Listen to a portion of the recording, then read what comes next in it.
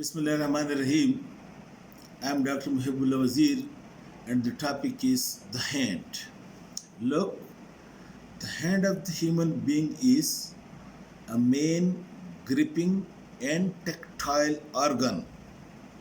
It is number one for gripping, in which you perform different functions with the help of gripping. And number two, the sensory supply is very good over here. That's why, with the help of this skin, even without closing the eyes, you can identify the different structures, and that is being called as tactile sensation or stereognosis as well. Okay, now the hand consists of three parts. Number one, it is the wrist, or called as corpus, and then it is the metacarpus, and then this is the digital part or digits. The corpus or wrist, it consists of 8 bones. Look, this is of the right arm, from lateral to medial.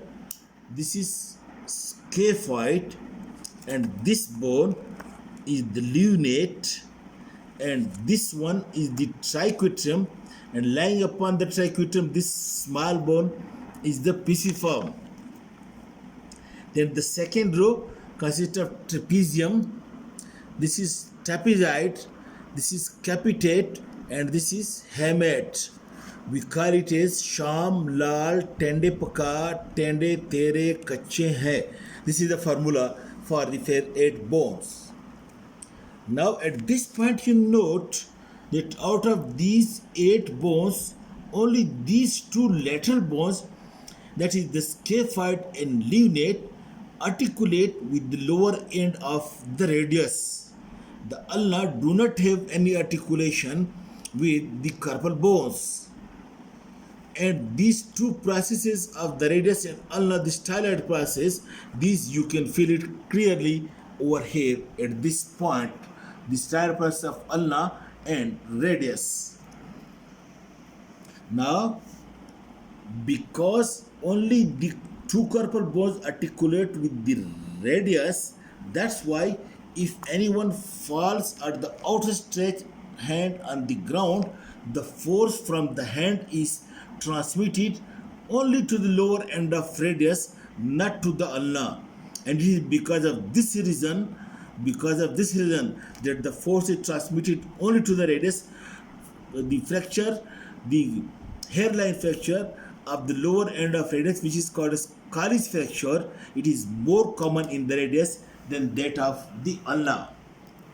Then you look, there are 5 metacarpal bones, and these 5 metacarpal bones are being named from the thumb side. It is metacarpal 1, and this is metacarpal 2 and 3 and 4, and then the most medial one, this is the first metacarpal bone. And then there are the digits or the fingers, and this finger, this is the right hand, this one is the thumb, are also called as pollex. Because of this reason we call it as flexor pollicis or abductor pollicis. And then this one is the index finger, and this is the middle finger or digitus minimus, digitus medius, and then this is the ring finger, in which you put a ring, and then this one is the little finger or digiti minimus. Now, in the hand, one point which you note that the line of axis passes through the middle finger. That's why the adduction and abduction of the fingers is being considered in relation with the movements of the middle finger. So any movement away from the middle finger, this is all abduction, whether toward the midline or whether away from the midline, but away from the middle finger, this is abduction, and all the movements toward the middle finger, that is called as adduction. Now noted the thumb, the surfaces of the thumb, this is the palmar or anterior surface of the hand, and this is the dorsal or posterior surface or dorsum of the hand. But note that the surfaces of the thumb are at right angle to the surfaces of the other fingers. So this is the anterior surface of the finger, while this is the anterior surface of the thumb facing medially a triangle to the other fingers in the same way the dorsal surface, and this is important for the reason to produce a position. And you note, without a position of the thumb, the hand is almost useless. It is only the position of the thumb with the help of which you can keep the pen, you can keep the needle for stitching, and you can have the grasping. That's why the thumb is very important functionally. And without thumb, the function of the hand always becomes zero. And second point is that the movement of the thumb are also at right angle to the movement of the fingers. So if this is the flexion of the fingers, this is the flexion of the finger across it. And look, if this is extension of the fingers, look, this is extension of the finger. That is, the flexion and extension of the fingers in this line, while the flexion and extension of the thumb in this line. Now look, this is adduction and this is adduction of the thumb, and this is abduction of the other fingers, and this is abduction of the thumb. Look, this is adduction, this is abduction, this is extension, this is adduction. This is the movement of the thumb at right angle to the movement of the fingers. Now note that the hand, look, the skin of the hand, you can see it is having these lines or creases, which is characteristic of the skin of the hand only, not other part. Secondly, at the tip of the fingers and all over the part, there are ridges which are called as papillary ridges, and these papillary ridges present over the hand and at the tip of the fingers. At the tip of the fingers, it produces specially thumb impression or finger impression, which is important point of identification and the biometric verification in the nadra or throughout the world. It is being with the help of these papillary ridges of the fingers and thumbs. Secondly, these creases and these papillary ridges, it increases the surface area to have a good grip. Then secondly, you can see this skin is more thick and tightly adherent to the underlying fascia, so that there, while you are gripping some structure, there is no slipping of the skin like the slipping of the skin over here. In this way, because of the tight attachment of the skin to the underlying fascia, it helps in having a good and specific gripping, a specific writing and stitching, etc. While the skin on the dorsum of the hand, it is loose and thin, you can see, and the subcutaneous fat, which is much more in this area, the subcutaneous fat is very less over here. And then you can see over here a very good venous plexus. These veins, dorsal venous plexus, is being present in the dorsum of the hand, and this dorsal venous plexus, it drains the blood from the palmar side as well. How beautifully Allah has arranged لَقَدْ خَلَقْنَا الْإِنسَانَ فِي أَحْسَنِ التَّقْوِيمِ. Because when, for example, you are gripping for a very long time some structure, the venous drainage may be impaired. Because of this reason, the venous drainage from the palmar side also goes to the dorsal side, so that the venous drainage is not being impaired during a prolonged gripping. Alright, then we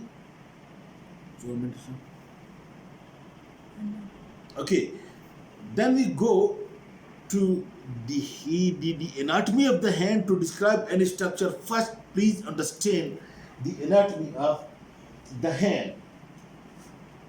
Look, first of all, you note this thick skin with the skin creases and papillary ridges responsible for fingerprints. And then when you remove the skin, deep to it, you will find a layer of fats. and deep to the layer of fat, you will find a thick, deep fascia. This is now the point is that the skin and the deep fascia are being connected with one another by a superficial fascia, but in such a way that there are longitudinal and then transverse the fascia, so that the space between the skin and the deep fascia filled with the fats is being divided into small spaces or laculi. I get to understand that there is this skin and there is the deep fascia. The skin, the area between the skin and the deep fascia is being filled with the fats, and then this area is being divided by small septa from the skin to the deep fascia, arranged transversely and longitudinally, so that the subcutaneous area, that is the area between the skin and the deep fascia, is being divided into small spaces filled with the fats, tightly filled with the fats, so that it produces a good cushion for gripping. And this is because of this, because these laculi are the tightly filled with the fats. That's why a small cut over here, the fats bulge out of it. Then when you remove the epineuraces, or the deep fascia, then you will find these muscles. These muscles over here, these are called as muscles of the thinner eminence, and these muscles which are called over here, these are called as muscles of the hypothinner eminence. But before that, one note another point, that lying between the skin and the deep fascia, over here in the area of over here in the area of the hypothinner eminence, in this area, look, this is the deep fascia, and over here lying between the skin and the deep fascia, there is one transversal line thin muscle which extends from this palmar epineurasis, which is actually the deep fascia, and the flexor retinaculum to be attached to the skin, that is palmaris brevis. I will deal it in detail, but note the point that over here, deep to the skin, number one, you will find a lot of fats and divided into laculi, and then you will find this skin muscle, the palmaris brevis, which is the muscle panniculus carnosus or skin muscle present over here. And I told you one skin muscle is present over here, palmaris brevis. One skin muscle is present over here, the platysma, and one skin muscle is present in the ear, that is auricularis anterior and posterior. But this skin muscle over here, they are not well developed, while the skin muscles in animals are well developed. That's why you will note the animal can shrink the skin upon itself, while the dog can move the ear to and fro, while the human cannot. Of course, if you develop these muscles auricularis anterior and posterior with exercise, the human will be also able to move the ear pinna backward and forward. So this is palmaris brevis. Then when you remove this fascia and palmaris brevis, you will see this thinner muscles, this group of muscles to the thumb, thinner muscles, and this group of muscles, the hypothinner muscles, while over here you can see the flexor retinaculum, and then in the center of the palm you will see this arterial arch, which is called as superficial arterial arch. And then deep to the superficial arterial arch, you can see these tendons. This is the tendon of flexor digitorum superficialis, while deep to it lies the tendon of flexor digitorum profundus, but you can't see the tendon of flexor digitorum profundus because it is hidden by tendon of flexor digitorum superficialis. When you lift this tendon of flexor digitorum superficialis and profundus deep to it,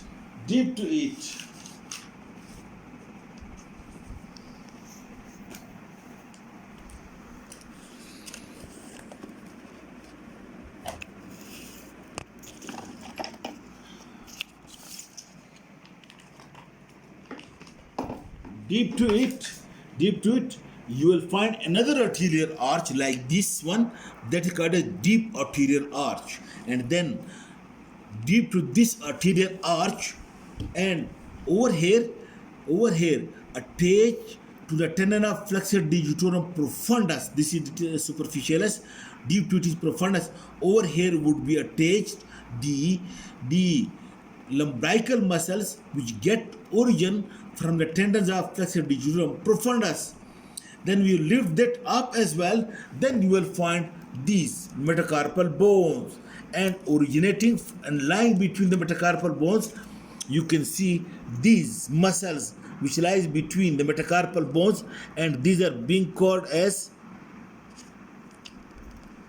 look, this is the tendon of flexor digitorum profundus, and you can see these muscles originating from tendon of flexor digitorum profundus. These are the lumbrical muscles.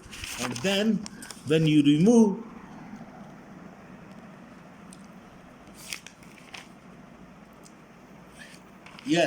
and when you remove these lumbrical muscles and tendon profundus, then you can see these metacarpal bones, and you can see these muscles lying between the metacarpal bones, which are called as the interosseous muscles.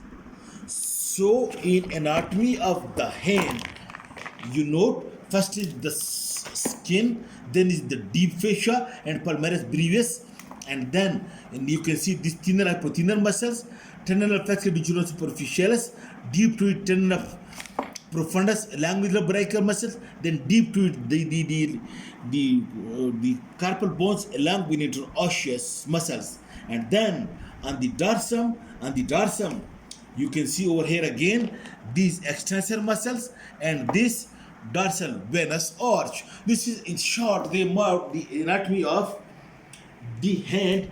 After giving you the broad concept, now we will then deal each and every part of this anatomy, the different structure of the anatomy of the hand in detail. Okay, thank you.